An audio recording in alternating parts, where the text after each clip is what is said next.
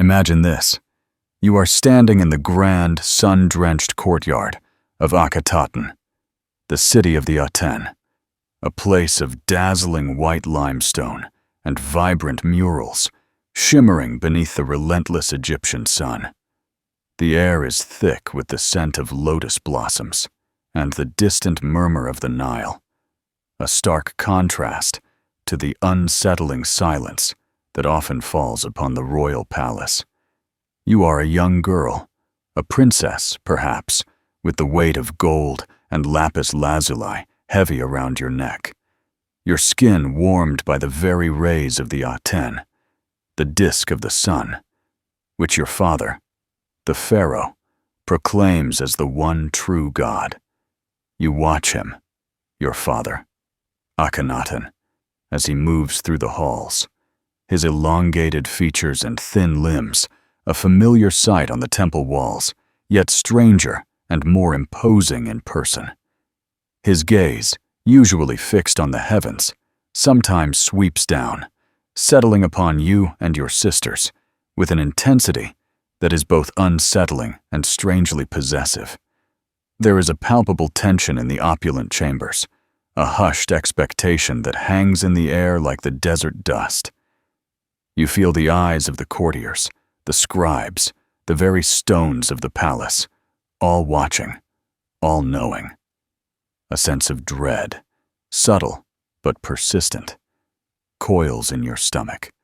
For within these gilded walls, under the ever-present eye of the Aten, the boundaries of family and divinity, of tradition and madness, are blurring, twisting into shapes that defy comprehension, shapes that will forever stain the memory of a pharaoh and his forgotten city. How could a man, born to rule the most adorable emperor in the ancient world, a man destined to be worshipped as a living god, stray so far from the established order, not only to defy millennia of religious tradition, but to shatter the very bedrock of human morality within his own family? How could a pharaoh, whose very name meant spirit of the Aten, become synonymous with a scandal so profound, so utterly taboo, that his memory would be systematically erased from history for thousands of years? To understand the tragic, bewildering reign of Akhenaten and the unspeakable unions that allegedly stained his lineage, we must first journey back in time, long before the sun disk became the sole object of worship, to a more familiar, more human Egypt, and glimpse the boy who would become this enigmatic ruler. The young prince, Amenhotep, later known to the world as Akhenaten, was not born into an era of chaos or decline. On the contrary, he entered the world during the zenith of Egypt's power, a golden age overseen by his father, Amenhotep III, a pharaoh whose reign was characterized by unprecedented prosperity, magnificent building projects, and a largely peaceful empire. Imagine a court dripping with gold, teeming with ambassadors from distant lands, a land where the temples of Amun-Re in Thebes, particularly Karnak and Luxor, rose ever higher, their pylons reaching for the heavens, their priests wielding immense power and wealth. Amenhotep III, a skilled diplomat and a lover of luxury, maintained this grandeur with grace and strategic marriages, securing alliances and tributes from Nubia, Mitanni, and Babylon. He was a pharaoh who embodied the traditional Egyptian concept of divine kingship, a harmonious link between the gods and humanity, a protector of Ma'at, the cosmic order. Prince Amenhotep's mother was the formidable Queen Tiye, a woman of extraordinary intelligence and influence, who held a prominent place at her husband's side, often depicted as his equal, a rarity in a society that, while respecting women, usually kept them in the background of political life. Tiye was not of royal blood, a detail that perhaps instilled in her a fierce independence and an astute political mind. She was the daughter of Yuya and Chuyu, influential nobles from Akhmim, and her marriage to Amenhotep III was a love match that transcended traditional expectations. It was within this environment of immense power, established tradition, and subtle, yet significant, shifts in royal dynamics that young Amenhotep grew up. He likely spent his early years in the grand palaces of Thebes and Malkata, surrounded by tutors, priests, and the endless rituals of the Amun cult, which permeated every aspect of royal life.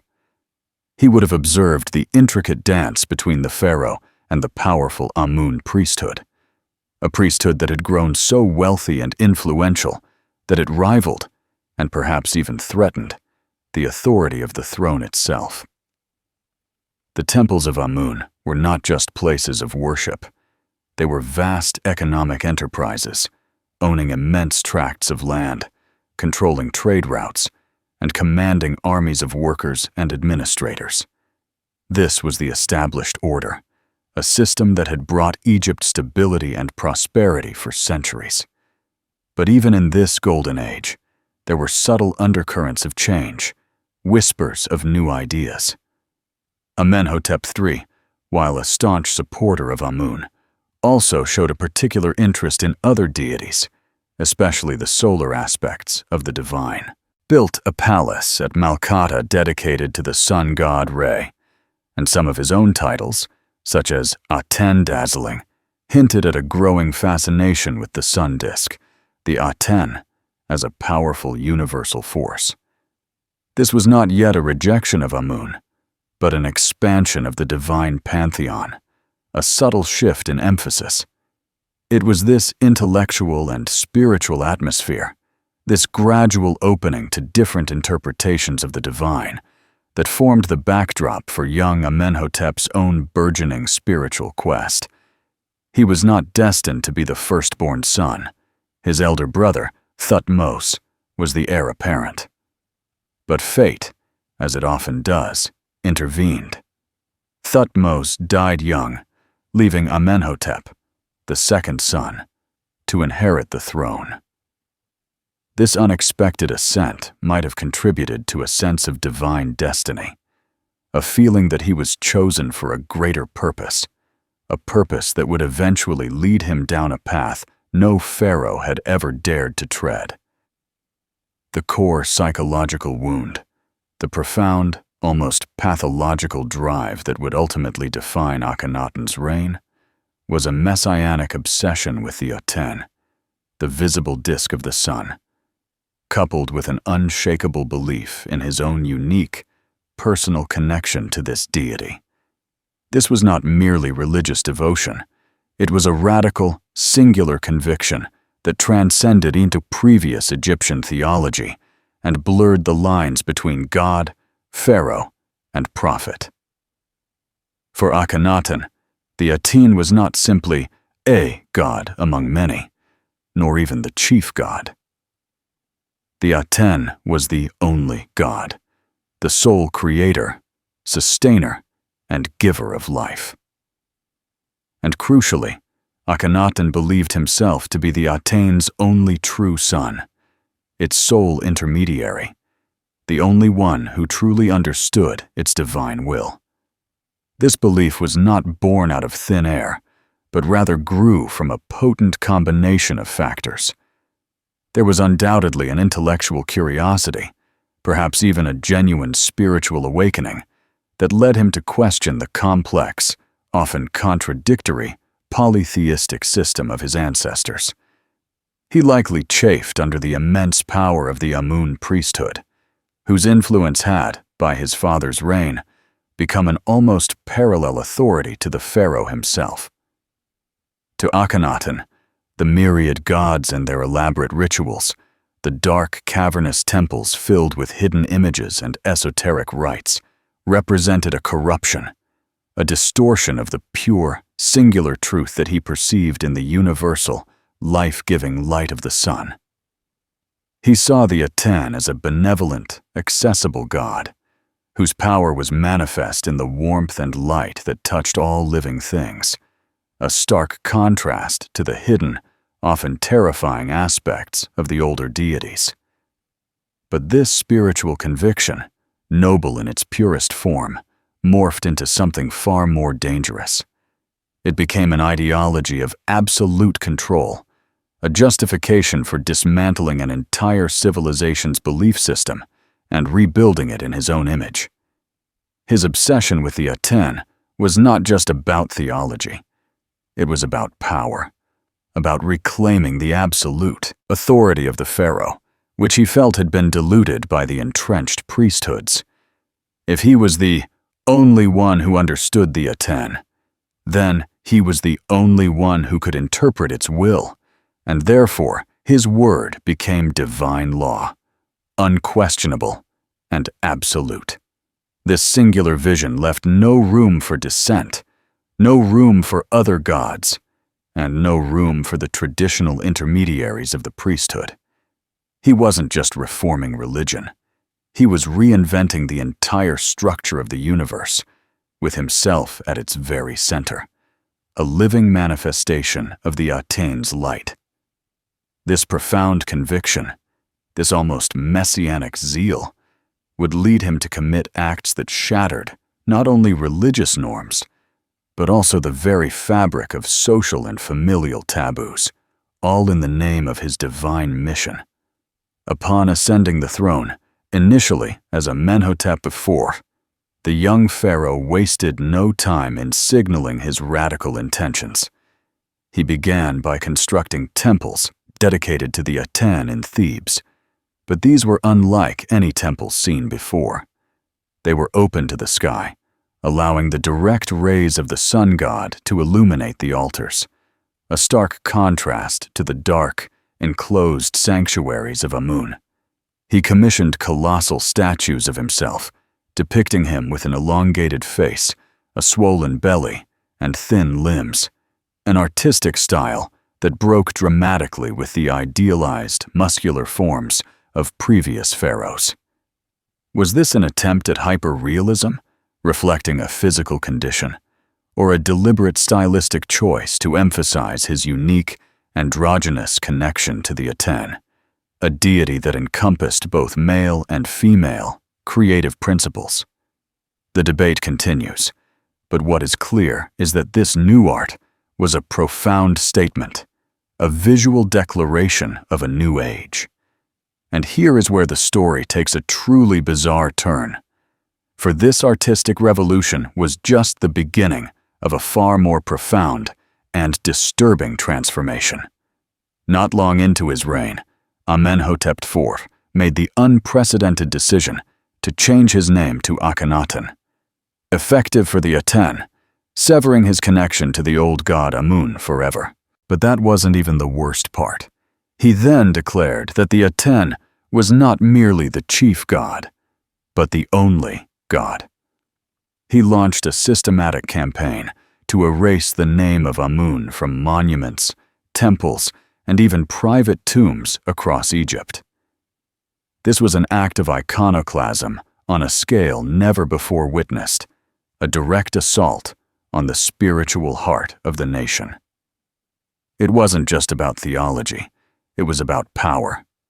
By eradicating Amun, Akhenaten was simultaneously dismantling the Amun priesthood's immense influence and asserting his own supreme, unchallenged authority as the sole interpreter of the divine. This single-minded devotion to the Aten, however, rapidly transformed into something far more extreme, dictating not just religious practice, but also the very geography of his kingdom. Akhenaten declared that Thebes, the ancient capital, was tainted by the worship of Amun. He resolved to build an entirely new city, Akhetaten, horizon of the Aten, in a previously uninhabited stretch of desert between Memphis and Thebes. This was a monumental undertaking, a city designed and constructed in a mere few years, a testament to his absolute will and the vast resources at his command. He moved the entire court, the administration, and thousands of ordinary people to this barren site, creating a capital dedicated solely to the Aten and to himself. The city was a sprawling testament to his vision, filled with open-air temples, grand palaces, and private estates, all bathed in the light of the sun. He populated it with his loyal followers, individuals who embraced his new religion, or at least pretended to, for their own advancement.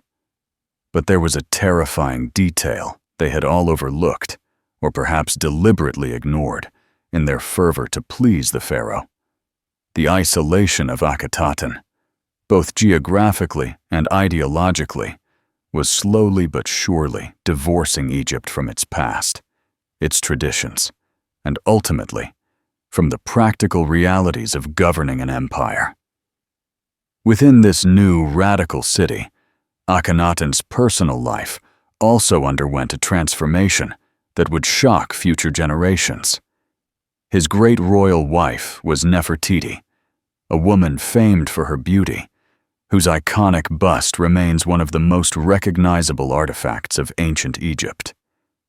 Initially, Nefertiti was portrayed as an equal partner in Akhenaten's religious revolution, often depicted alongside him, sharing in the veneration of the Aten, even striking down Egypt's enemies, a role usually reserved for the pharaoh alone. Together they formed a divine couple, mirroring the creative power of the Aten, and they had 6 daughters: Meritaten, Meketaten, Ankesen Baten, Neferuaten, Tasheret, Neferur, and Setepenra. These girls were prominently featured in the art of Amarna, shown playing, embracing their parents, and participating in Atenist rituals. These tender, intimate family scenes were another radical departure from traditional Egyptian art, which usually depicted pharaohs as solitary, aloof figures. This open portrayal of royal domesticity was designed to demonstrate the Aten's benevolence and the pharaoh's unique role as a conduit for its life-giving energy. But it also opened the door to a disturbing blurring of lines, particularly concerning the pharaoh's relationship with his daughters. As Akhenaten's reign progressed and his Atenist fervor intensified, a deeply unsettling pattern began to emerge in the iconography of Amarna. While Nefertiti initially held a prominent position, her image gradually began to recede, or at least her role seemed to diminish in favor of the eldest daughters.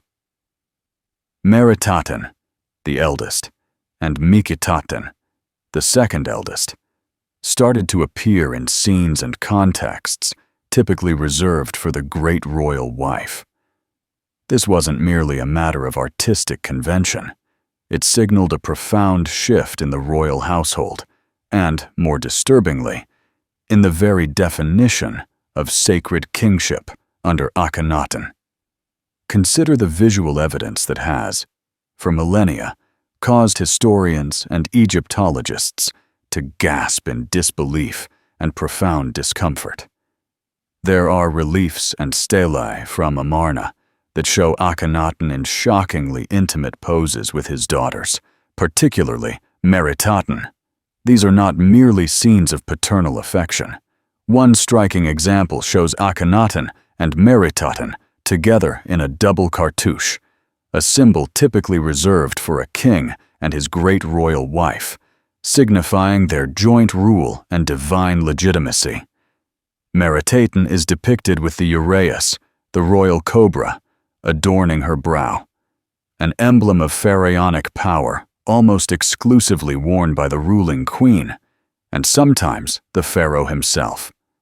Her titles, too, began to evolve, incorporating phrases like Great Royal Wife, Mistress of Upper and Lower Egypt, and King's Daughter of his Body, his beloved Meritaten.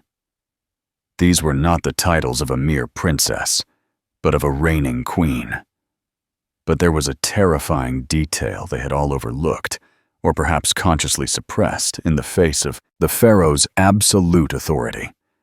the explicit evidence of a child born to Meritaten, a girl named Meritaten, Tasheret, meaning Meritaten, the younger.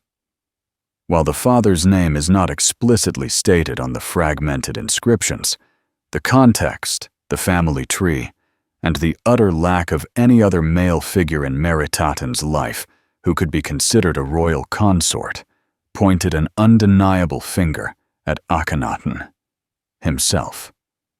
This was not a symbolic union. This was a biological act, a forbidden union that shattered every societal taboo, every moral constraint. It implied that Akhenaten had taken his eldest daughter, Meritaten, as his wife, fathering a child with her. This act, in any other context, would have been considered an abomination, a defilement of the sacred order. But within the inverted reality of Akhenaten's Atenist court, it was perhaps seen as a further manifestation of his unique divinity, a way to keep the sacred bloodline pure, to perhaps even emulate the Aten's self-creation. The pharaoh, as the living Aten, was above the laws of men, or so he might have believed. The reasons behind such a transgressive act are shrouded in the mists of time and the complexities of Akhenaten's fractured psyche. Some scholars argue it was a desperate measure to secure the succession, perhaps in the absence of a male heir from Nefertiti, or after her possible fall from grace, or even death. The birth of a child to Meritaten, however, suggests a more profound, more disturbing motive rooted in Akhenaten's extreme religious ideology. In traditional Egyptian belief, the pharaoh was the son of a god, conceived either by the reigning god himself or by a human father imbued with divine essence. Akhenaten, who saw himself as the sole son and prophet of the Aten, might have believed that his daughters, sharing his unique divine lineage, were the only suitable partners to perpetuate this sacred bloodline, to ensure the purity of the Aten's earthly manifestation. He might have seen these unions not as incest, but as a divine imperative, a replication of the Aten's own self-generating power, a way to strengthen his unique connection to the solar deity. The very concept of incest as a moral transgression might have been rendered irrelevant in his radical new worldview, where he, Akhenaten, was the ultimate arbiter of all things sacred and profane. The most poignant and disturbing evidence of these forbidden unions comes from the tomb of Mekhetaten, Akhenaten's second daughter, who died young, likely in her early adolescence. Within the royal tomb at Amarna, a series of profoundly moving and unsettling reliefs depict her deathbed scene. Akhenaten and Nefertiti are shown grieving over their deceased daughter, their faces contorted in sorrow. But then, there is a sequence of reliefs that are truly shocking. In one, a nurse holds a swaddled infant, while Akhenaten and Nefertiti stand nearby, their expressions a mix of grief and solemnity. In another, Akhenaten is shown embracing a young woman, likely Mekhetaten, who appears to be giving birth or has just given birth, with a baby being presented. The presence of a baby, in such a context, in the tomb of a young princess, is almost unequivocally interpreted as Mekhetaten having died in childbirth, or shortly thereafter, and the child being her own. And once again, given the complete absence of any other male consort in royal iconography or historical records for Mekhetaten, the implication is chilling. Akhenaten was the father. The raw, emotional depiction of the royal family's grief, juxtaposed with the stark reality of incest and the tragic death of a young mother, reveals the immense human cost of Akhenaten's radical ideology. These were not mere political pawns. They were flesh and blood children, caught in the vortex of a father's divine obsession. The court of Akhenaten, therefore, became a strange and isolated bubble, detached from the realities of the wider world. While Akhenaten was absorbed in his religious revolution and his increasingly bizarre familial arrangements, the vast Egyptian empire was beginning to unravel. The traditional administrative structures, which relied heavily on the support of the Amun priesthood and the established bureaucracy, were neglected. Foreign vassals, particularly in the Levant, sent desperate pleas for help against encroaching Hittite and Habiru forces, pleas that fell on deaf ears in Akhenaten. The Amarna letters, a cache of diplomatic correspondence discovered in the city, paint a vivid picture of an empire in decline, its once loyal allies feeling abandoned and betrayed. The pharaoh, once the powerful protector of Egypt's borders, seemed to care only for his Aten and his new city. This one mistake would cost them everything, for the stability of Egypt had always depended on a strong, engaged pharaoh who understood the delicate balance of power, both within his own lands and beyond its borders. The common people, too, must have suffered. The dismantling of their old religion meant the loss of their traditional gods, their comfort, and their familiar rituals. The Aten, as presented by Akhenaten, was an abstract, distant deity, accessible only through the pharaoh himself. This left the ordinary Egyptian feeling disconnected, spiritually adrift. Their traditional funerary practices, centered around Osiris and the journey to the afterlife, were also threatened, as Akhenaten's theology offered no clear path for the dead. The economic disruption caused by the move to Akhenaten and the persecution of the Amun cult likely led to widespread hardship and discontent. While the court thrived in its gilded cage, the rest of Egypt simmered with resentment, a silent storm gathering on the horizon. The final years of Akhenaten's reign are shrouded in mystery and confusion. Nefertiti disappears from the historical record around year 12 or 14 of his reign, her fate unknown. Did she die? Did she fall from favor? Did she, perhaps, become disillusioned with Akhenaten's increasingly extreme policies and retreat from public life?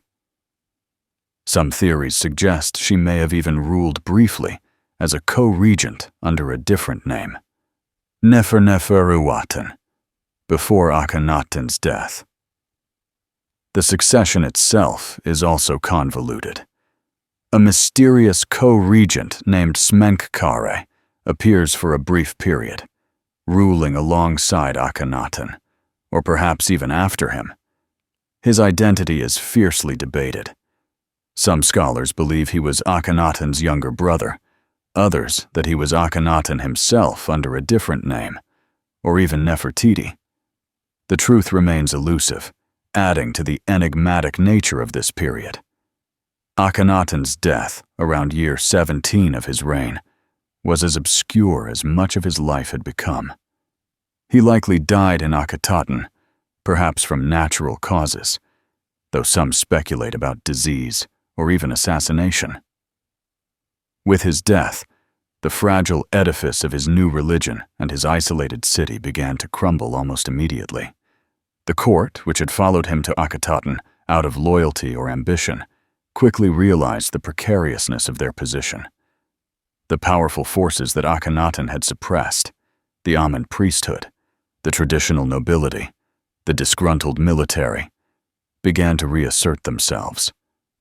The immediate aftermath of Akhenaten's death saw a frantic attempt to restore order. Smenkhkare, if he was indeed a separate ruler, died shortly after Akhenaten.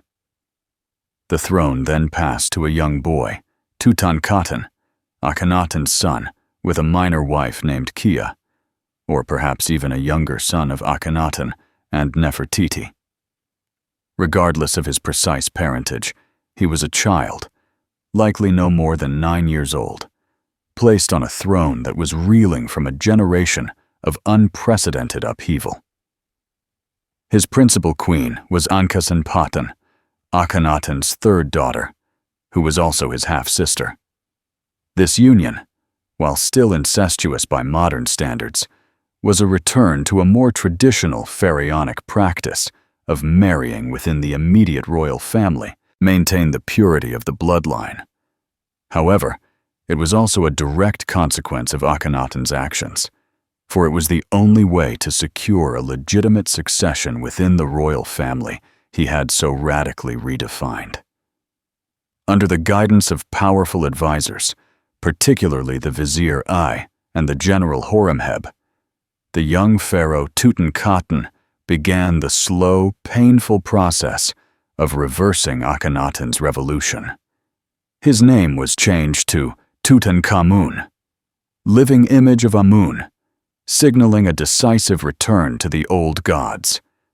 The court abandoned Akhenaten, which was soon plundered and left to the desert winds. The temples of Amun were reopened, restored, and once again filled with offerings.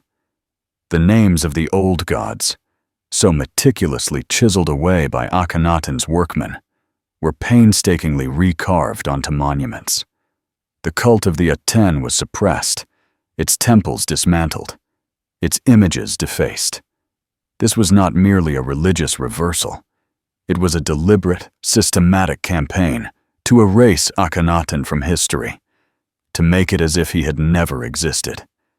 His monuments were torn down, his name struck from king lists, his memory condemned. He became the heretic king, an anathema whose very existence threatened the cosmic order. Ankhesenamun, Akhenaten's daughter, found herself caught in the tragic aftermath of her father's reign.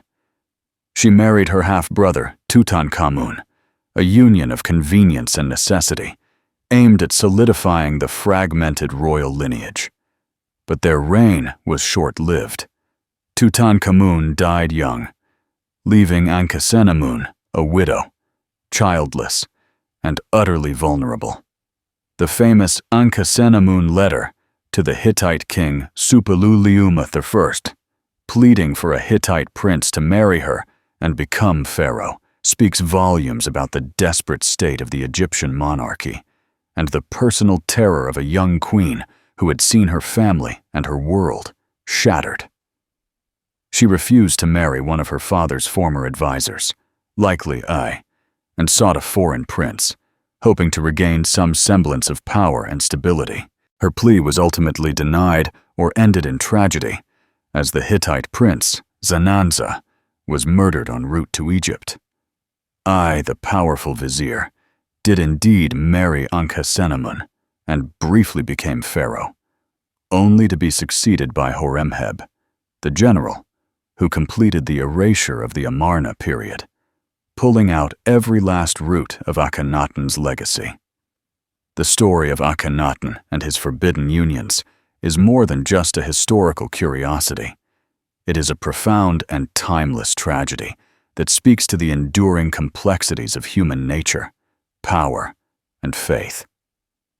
Akhenaten's reign stands as a stark warning about the dangers of unchecked power, especially when intertwined with an unshakable, singular religious zeal. His belief in his unique divine connection to the Aten, while perhaps born of genuine spiritual conviction, ultimately led him to a megalomania that allowed him to believe he was above all human laws, even the most fundamental taboos of family and society. He isolated himself and his court, neglecting the practicalities of governance, leading to the decline of his empire and the suffering of his people.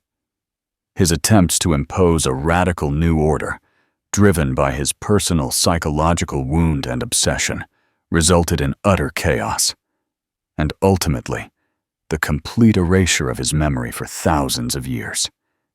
The human cost of Akhenaten's vision was immense. His daughters, innocent participants in their father's divine experiment, became pawns in a sacred game that ultimately destroyed their lives and left them vulnerable to the turbulent currents of a kingdom in crisis. Meritaten and Meketaten, forced into unthinkable unions, died young, their brief lives forever overshadowed by the scandal of their father's actions. Ankhesenamun, perhaps the most tragic of all, was left to navigate the wreckage of her family's legacy, desperately clinging to a crumbling throne, her pleas for help echoing across the ancient world. Akhenaten's story reminds us that even the most powerful figures, those who claim divine mandate, are ultimately human, susceptible to flaws, obsessions, and the profound, often destructive, power of their own minds. His attempt to reinvent the world, to impose a single, unyielding truth, ultimately failed because it ignored the deeply ingrained needs of humanity, for community, for tradition, and for the complex tapestry of beliefs that give meaning to life and death. The heretic king, once so powerful that he dared to challenge millennia of tradition, became a ghost, a forgotten name whispered only in hushed tones, until modern archaeology resurrected his tortured history, revealing a chilling testament to the human capacity for both profound spiritual vision and devastating self-delusion. His legacy is a somber reminder that the pursuit of an absolute, singular truth, especially when enforced with absolute power, can lead not to enlightenment, but to the darkest corners of human experience, leaving behind a trail of broken lives and a kingdom in ruin. The vibrant murals of Akhetaten, depicting the royal family basking in the Aten's benevolent rays, told only a fraction of the story, a carefully curated fantasy that belied the growing unease within the palace walls. While Akhenaten plunged deeper into his monotheistic fervor, convinced of his unique dialogue with the sun disk, the world around him, and indeed his own family, began to fray. Nefertiti, once his enthusiastic partner in the religious revolution, a queen whose name meant "the beautiful one has come," found herself increasingly isolated, a silent observer to her husband's escalating extremism. Imagine her, not as the serene, iconic bust we know, but as a woman of profound intelligence and a keen understanding of Egyptian politics, watching the delicate balance of power tilt dangerously. Her initial support for the Aten cult, likely a strategic alliance with her husband to curb the Amun priesthood's power, slowly curdled into a quiet despair. She remembered the early days, the shared vision of a purer faith, a more direct connection to the divine. She had stood beside him, striking down enemies of Egypt, her image mirroring his own divine authority. But as Akhenaten's focus narrowed, as his devotion to the Aten became an all-consuming fire that incinerated all other traditions, Nefertiti must have felt a growing chill. The public displays of affection, the intimate family scenes carved into stone, once symbols of their unique bond and the Aten's warmth, now felt increasingly performative, a facade barely concealing the underlying tension. Her 6 daughters, her own flesh and blood, were no longer merely princesses, but instruments in their father's divine plan, their destinies irrevocably intertwined with his radical theology. What must have coursed through her mind as she witnessed Meritaten, her eldest, bestowed with titles and an intimacy with Akhenaten that stretched beyond the bounds of fatherly love. A mother's heart, even one accustomed to the complex and often incestuous traditions of royal lineage, must have recoiled at the sight, at the subtle, then overt, shifting of boundaries. There are no surviving letters from Nefertiti, no personal diaries to give voice to her anguish, but the silent disappearance of her image from certain reliefs, her gradual overshadowing by her own daughters, speaks volumes. Did she protest? Did she plead with Akhenaten to consider the consequences, to remember the ancient laws, the sacred order of Ma'at that governed all things, even pharaohs? We can only imagine the desperate, unheard whispers in the hallowed chambers of Akhenaten, the arguments that might have taken place behind closed doors, arguments that ultimately failed to sway a man convinced he was speaking with God. Her eventual vanishing from the historical record, a sudden eclipse of one of the most powerful women in ancient Egypt, remains one of the most poignant mysteries of the Amarna period, perhaps a testament to her profound disillusionment or a desperate act of resistance against a reality she could no longer bear. And what of the daughters themselves, particularly Meritaten and Meketaten, thrust into roles no child should ever assume? Imagine them, not as abstract figures in ancient reliefs, but as young girls, growing up in a city built purely on the whim of their father, isolated from the rest of Egypt. They would have been raised in an atmosphere saturated with Atenist dogma, where their father was not just Pharaoh, but the living embodiment of the sun god. And his word was absolute truth. Were they indoctrinated to believe in the divine necessity of their unions, that they were chosen instruments to perpetuate a sacred lineage, to keep the Atene's light pure on earth? Or did they harbor private fears, a quiet terror that gnawed at their innocence, a chilling understanding that their lives were not their own? Consider Meritaten, the eldest. She would have been an intelligent and probably compliant young woman, trained from birth for a life of royal duty. But what did it feel like to be presented as a queen, to wear the uraeus, and yet know that your consort was your own father? To bear his child, a girl named Meritaten Tasharit, and to have that birth celebrated, not as a transgression, but as a divine blessing? The psychological burden must have been immense, a profound violation of natural order that warped her understanding of family, love, and self. She was a living symbol, a vessel for her father's grand, terrifying vision, her personal identity subsumed by the demands of a radical god-king. The smiles on the Amarna reliefs, frozen in time, betray none of this inner turmoil. But the human heart, even a royal one, is not immune to such profound distortions. Meketaten's story is even more tragic.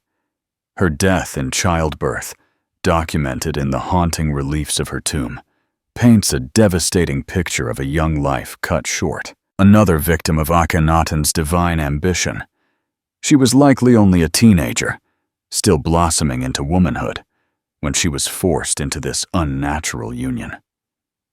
The images of her parents grieving over her deathbed, with a baby present, are heartbreaking not only for their raw emotion, but for the silent accusation they carry. This was not a natural tragedy. This was a consequence, a direct result of a pharaoh's determination to bend the laws of man and nature to his own will. Her death, so early and so brutal, must have sent a shiver through the court, a chilling premonition of the instability that Akhenaten's radicalism was breeding. It was a stark, undeniable reminder that even pharaohs, in their quest for divinity, could not escape the harsh realities of mortal life and its biological limitations. Beyond the gilded cage of Akhenaten, the broader Egyptian empire groaned under the weight of Akhenaten's indifference. While he composed hymns to the Aten and reshaped royal art, the real world, the world of diplomacy, trade, and military defense, was slowly but surely unraveling. The Amarna letters, those precious clay tablets discovered in the ruins of his city, are a testament to this neglect. They contain desperate pleas from loyal vassal kings in Canaan and Syria, regions vital to Egypt's security and economic prosperity. King Rib-Hada of Byblos, a loyal Egyptian vassal, wrote repeatedly, begging for troops and supplies to defend his city against encroaching Hittite and Habiru forces. His letters drip with increasing desperation. "Who will protect Byblos? Where is the king's help? My lord, do not abandon me." He describes his lands being taken, his people starving, his allies defecting. Yet from Akhenaten came only silence, or at best, platitudes about the Atene's protection. The pharaoh, once the mighty defender of Egypt's borders, seemed utterly detached from the practicalities of empire.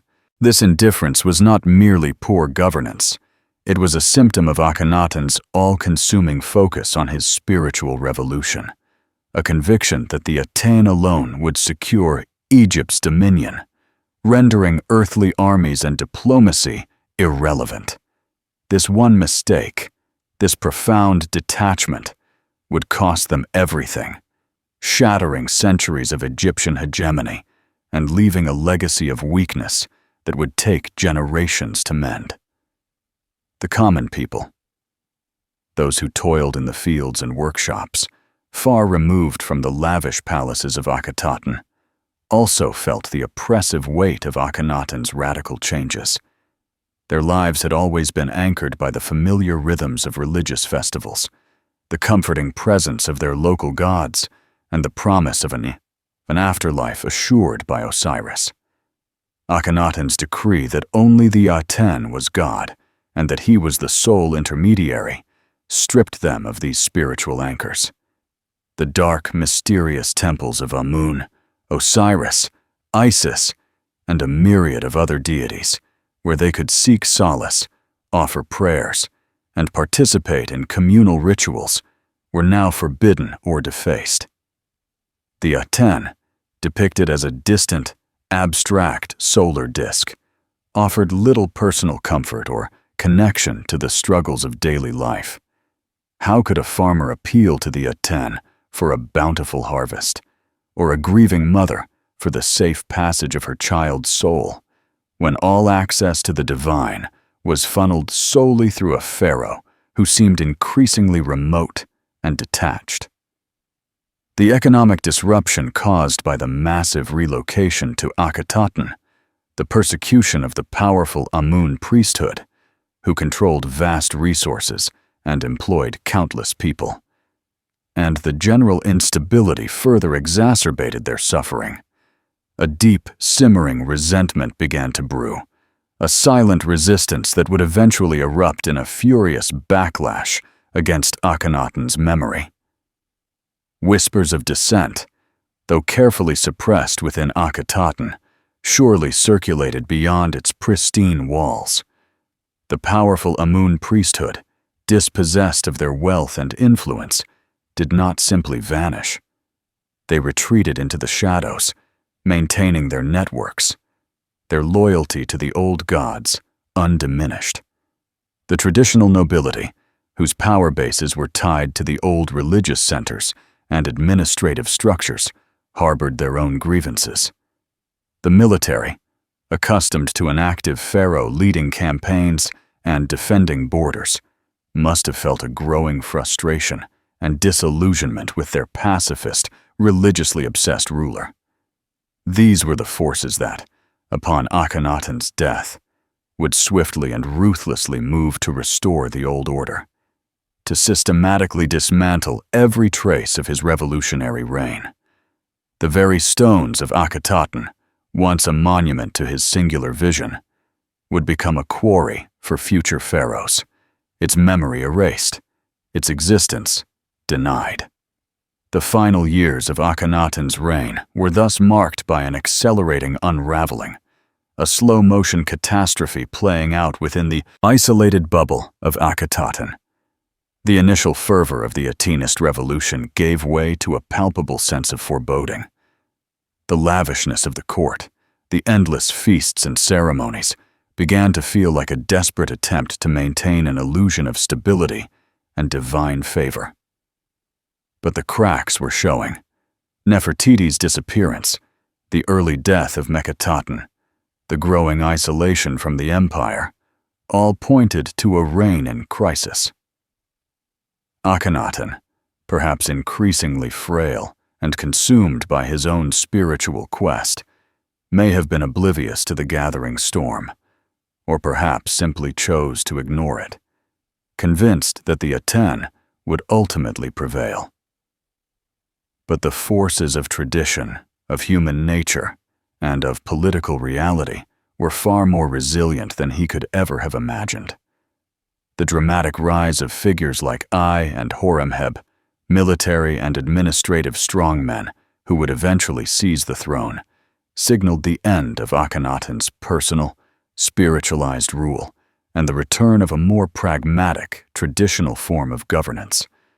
The stage was set for a reckoning, a violent repudiation of all that Akhenaten had stood for, a desperate attempt to re-establish Ma'at and exorcise the ghost of the heretic king. The legacy of Akhenaten, therefore, is not merely a tale of a pharaoh who dared to defy the gods, but a profound and timeless exploration of the human condition itself.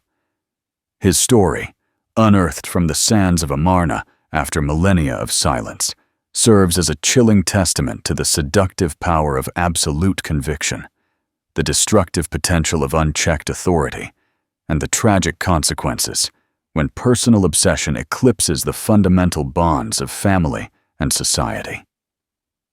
He sought to create a perfect, pure world, bathed in the singular light of his chosen deity. But in doing so, he plunged his kingdom into chaos and his own family into unspeakable tragedy. The broken lives of his daughters, the desperate pleas of his neglected empire, and the ultimate, furious erasure of his very memory all stand as a stark, enduring warning. They whisper across the millennia that even the most fervent spiritual vision, when divorced from empathy, tradition, and the complex, messy realities of human existence, can lead not to enlightenment, but to a tortured history, a legacy of ruin, and a profound, universal lesson about the perils of hubris in the face of the enduring, multifaceted truths of humanity.